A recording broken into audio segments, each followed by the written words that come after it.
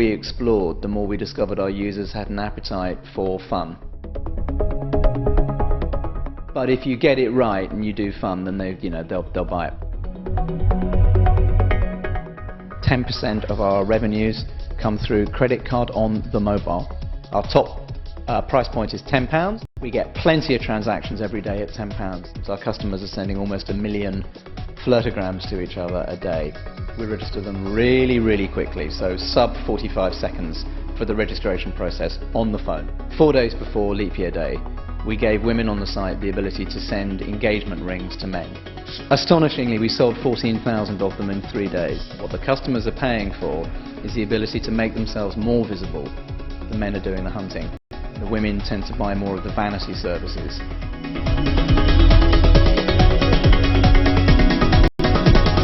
So Flirtomatic is a mobile internet service, and we're on the mobile internet. We also have an optimized version for the PC-based internet as well.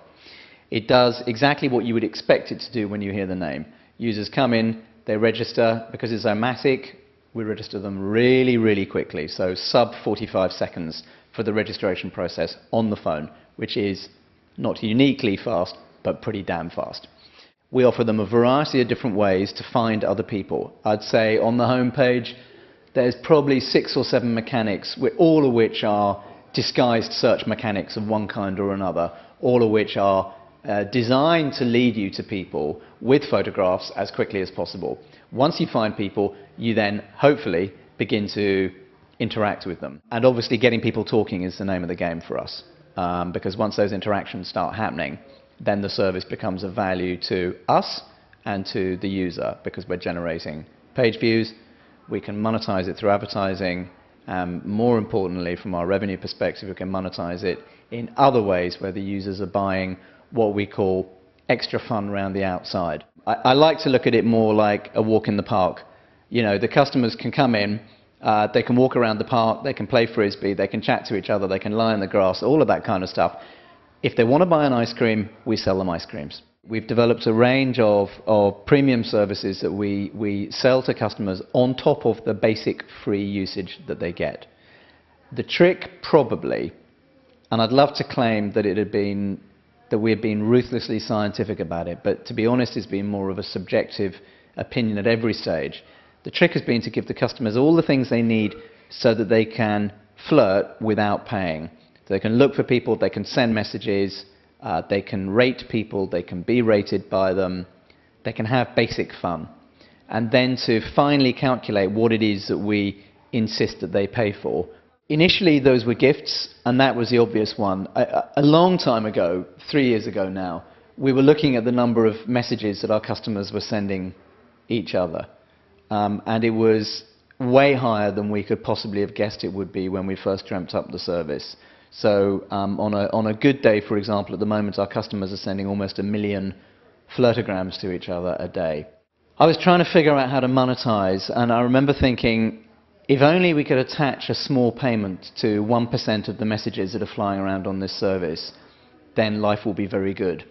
And we have effectively found a way of attaching a small payment to not quite 1% of them. I've never counted what percentage. I should do that. Interesting idea. But we found a way of attaching a small payment. Customers buy stuff from us using mobile billing or credit card. Don't write it off. 10% of our revenues come through credit card on the mobile. Wow. It's good, and rising. Customers spend money so through their bill with credit card or debit card, and they buy from us a currency called Flirt Points, obviously. The Flirt Point currency gives us a huge amount of flexibility, because it means we're not getting to a payment point every time the customer wants to do something which is premium. And of course we can incentivize customers, as you would, to buy more by offering them more pro rata the more they spend. Our top price point is £10. We get plenty of transactions every day at £10. And indeed, I know at least one operator in the UK who is now seriously looking at a price point well in advance, much higher than £10, which we are of course super excited about. On an average night for one of our premium services, I'd say probably the top 10 customers are paying well over £20 a head just on that one service. We started by selling gifts, and we started with the kind of gifts you would expect. Flowers, chocolates, champagne, nothing clever or particularly creative, just, you know. Yeah, it's animated. Mainly animated, not all of them, but I think most of them are animated. Pretty rapidly, we began to explore what else we could do with the gifts, and the more we explored, the more we discovered our users had an appetite for fun. And we've kept that in our heads ever since. Really, I think the turning point for us in particular was Leap Year Day, February the 29th, last year in Britain. Now, in the UK, on Leap Year Day, there is an ancient tradition that it is acceptable, socially acceptable for women to propose to men. So we gave women, 4 days before Leap Year Day, we gave women on the site the ability to send engagement rings to men. Little virtual ones, spangly, they had a little bit of a shine. They had the date inscribed inside the ring, which lay on a velvet cushion. Well, I say velvet. It's just a choice of colour, really. And astonishingly, we sold 14,000 of them in 4 days, which really shocked the hell out of us, and certainly made us the biggest retailer of rings in London, or probably the UK, by some considerable distance. We've added to gifts over the last 2 years by adding other premium services. And now, actually, gifts are only really about 22-23% of our premium service revenue. The other premium services are contributing massively. And I would say that the biggest cluster, and I think this is really interesting from a mobile perspective, are what we call visibility services. So these effectively are defined by the fact that what the customers are paying for is the ability to make themselves more visible to other customers on the mobile. And when you think about the screen real estate, even on the blessed iPhone, when you think about the screen real estate, of course, you know, it's not easy to be visible on a phone. There's less room than there is on Facebook on your PC. So people are prepared to pay for that visibility, especially in a community of people who are trying to meet people they don't know, by definition. So we have a range of visibility services. These range from users buying their own advertising, we call it Look at Me, where we don't set the price, they set the price, and it's auctioned to them, and they set the bid price themselves. This is where we get customers spending £20 plus in an evening for 6 hours exposure.